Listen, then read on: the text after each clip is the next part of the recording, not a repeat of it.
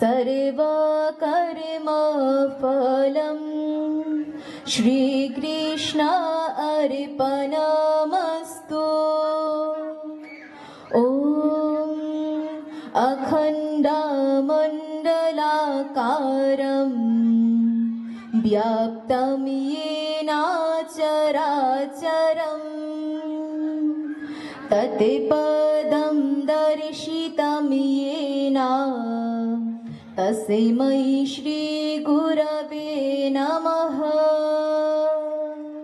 ॐ गुरुर्ब्रह्मा गुरुर्विष्णु गुरुर्देवो महेश्वरः गुरु साक्षात् परमो ब्रह्म तस्मै श्रीगुरवे नमः। ॐ पार्थाय प्रतिबोधितं भगवता नारायणेन स्वयं व्यासेन ग्रथितां पुराणं मुनिना मध्ये महाभारतम् अद्वैतामृतवर्षिणीं भगवतीमष्टादशाध्यायिनीम् अम्ब त्वामनुसन्दधामि भगवति गीते भवद्वेषिणीम्। मुखं करोति वाचालं पङ्गुं लङ्घयते गिरिं यति कृपातमहं वन्दे परमानन्दमाधवम्।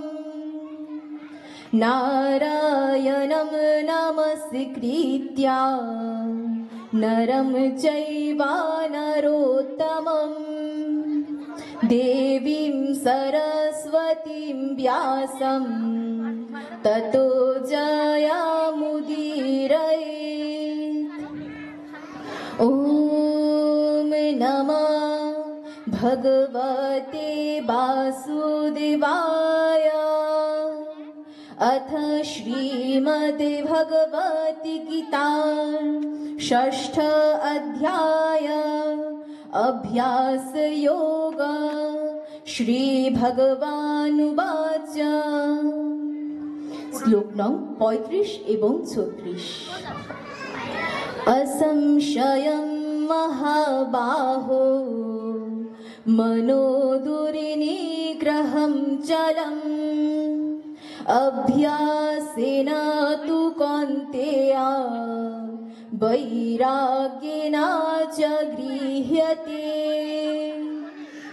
असंयतात्मना योगो दुष्प्राप इति मे मतिः। वश्यात्मना तु यतता शक्यो वाप्तुम् उपायतः। অনুবাদ।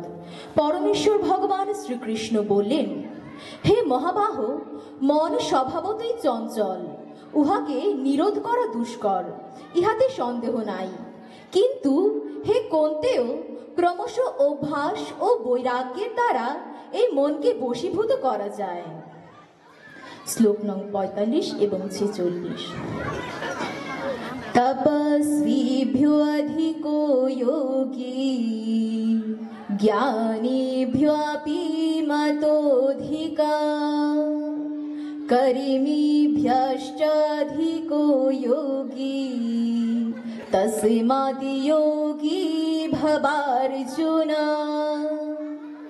योगिनामपि सर्वेषां मद्गतेनान्तरात्मना श्रद्धावान् भजते यो मां समे युक्ततमो मतः। শ্রী ভগবান বললেন, হে অর্জুন, যোগী তপস্বীগণ অপেক্ষা শ্রেষ্ঠ, জ্ঞানীগণ অপেক্ষাও শ্রেষ্ঠ এবং কর্মীগণ অপেক্ষাও শ্রেষ্ঠ, ইহাই আমার মত। অতএব হে অর্জুন, তুমি সর্বাবস্থাতেই যোগী হও। ॐ नमो भगवते वासुदेवाय। अथ श्रीमद्भगवद्गीता महात्म्यं। श्रीभगवानुवाच गीता मे हृदयं पार्थ, गीता मे सारमुत्तमम्। पूर्णं भवतु तत्सर्वं तत्प्रसादात् जनार्दन। ॐ सर्वे भवन्तु सुखिनः, सर्वे सन्तु निरामया, सर्वे भद्राणि पश्यन्तु, मा कश्चित् दुःखभाग् भवेत्। ॐ शान्ति शान्ति शान्तिः। জয় জগন্নাথ, জয় বলদেব, জয় মা সুভদ্রা মহারাজ।